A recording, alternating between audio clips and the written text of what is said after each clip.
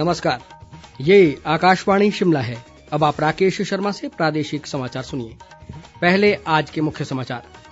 प्रधानमंत्री नरेंद्र मोदी ने मन की बात कार्यक्रम की 100वीं कड़ी में लोगों से साझा किए विचार। कहा, मन की बात में उठाया गया हर विषय बना जन आंदोलन।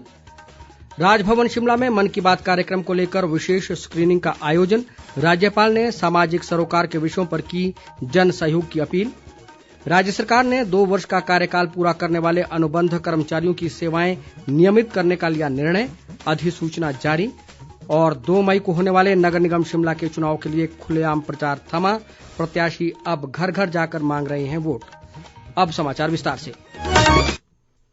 प्रधानमंत्री नरेंद्र मोदी ने कहा है कि मन की बात कार्यक्रम अन्य लोगों के गुणों से सीखने का एक सशक्त माध्यम बन गया है।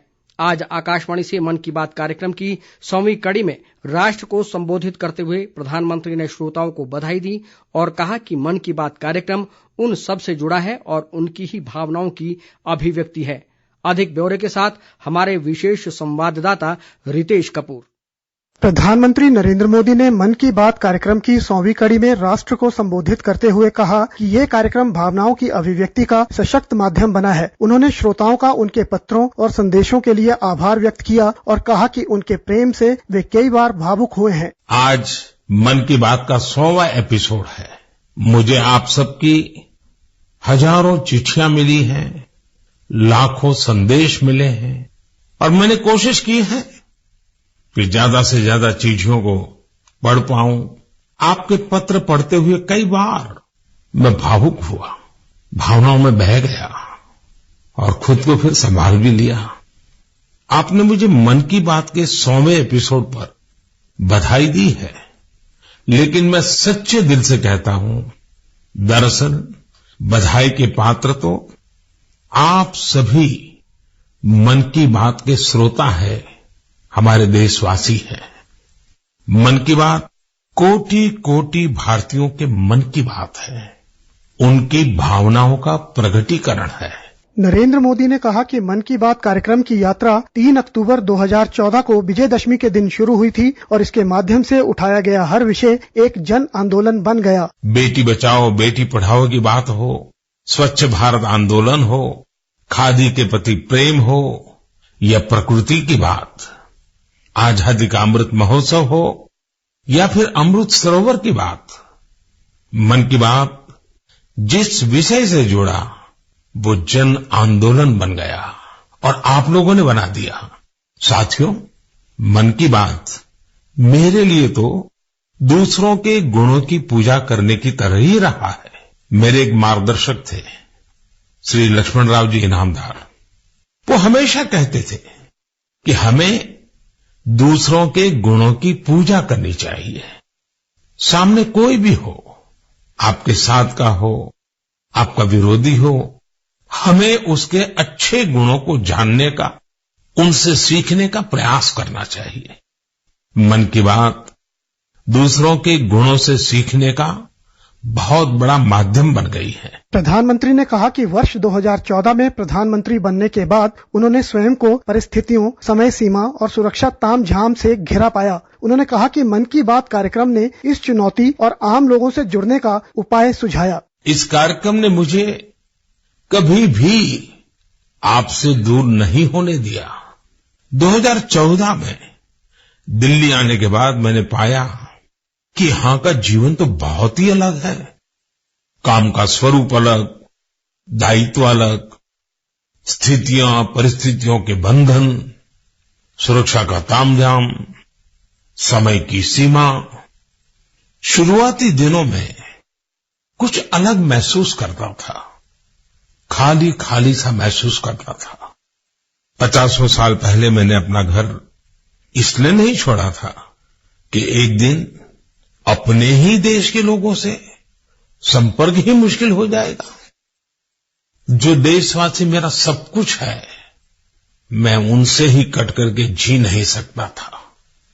मन की बात ने मुझे इस चुनौती का समाधान दिया, सामान्य मानवी से जुड़ने का रास्ता दिया। प्रधानमंत्री ने लोगों से भारत के कम से कम 15 पर्यटक स्थलों की यात्रा करने का आग्रह किया। ये स्थल उस राज्य से बाहर के होने चाहिए जहाँ के वे निवासी हैं। मैं हमेशा ही कहता हूँ कि हमें विदेशों में टूरिज्म पर जाने से पहले हमारे देश के कम से कम 15 टूरिस्ट डेस्टिनेशन पर जरूर जाना चाहिए और यह डेस्टिनेशन जिस राज्य में आप रहते हैं वहाँ के नहीं होने चाहिए, आपके राज्य से बाहर किसी अन्य राज्य के होने चाहिए। ऐसे ही हमने स्वच्छ सियाचिन, सिंगल यूज प्लास्टिक और ई वेस्ट जैसे गंभीर विषयों पर भी लगातार बात की है।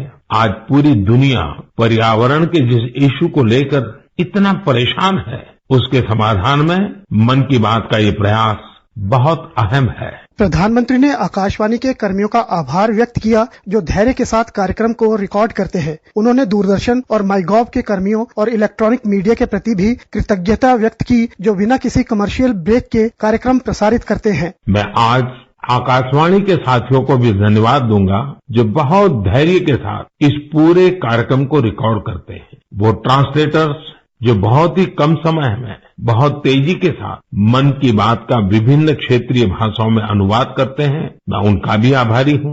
मैं दूरदर्शन के और माईगॉव के साथियों को भी धन्यवाद देता हूँ। देश भर के टीवी चैनल्स, इलेक्ट्रॉनिक मीडिया के लोग जो मन की बात को बिना कॉमर्शियल ब्रेक के दिखाते हैं, उन सभी का मैं आभार व्यक्त करता हूँ। प्रधानमंत्री ने कहा कि जिन लोगों का उल्लेख मन की बात कार्यक्रम की विभिन्न कड़ियों में हुआ है वे नायक हैं और उन्होंने इस कार्यक्रम को जीवंत बनाया है। रितेश कपूर, आकाशवाणी समाचार, शिमला।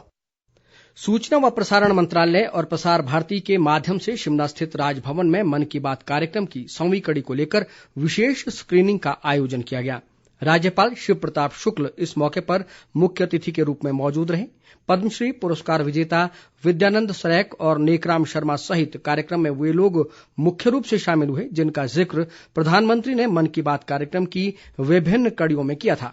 राज्यपाल ने अपने संबोधन में सामाजिक सरोकार के विषयों पर जन सहयोग की अपील की। उन्होंने कहा कि नशा मुक्ति, प्रधानमंत्री टीबी मुक्त भारत अभियान, प्राकृतिक कृषि और मोटे अनाज की पैदावार में सभी लोगों को अपना सहयोग देना चाहिए। इस मौके पर विचार विमर्श सत्र का आयोजन भी किया गया जिसमें उप पुलिस महानिरीक्षक डीके चौधरी और आईजीएमसी शिमला से नशा निवारण विशेषज्ञ डॉक्टर निधि ने नशे पर अपनी प्रस्तुति दी।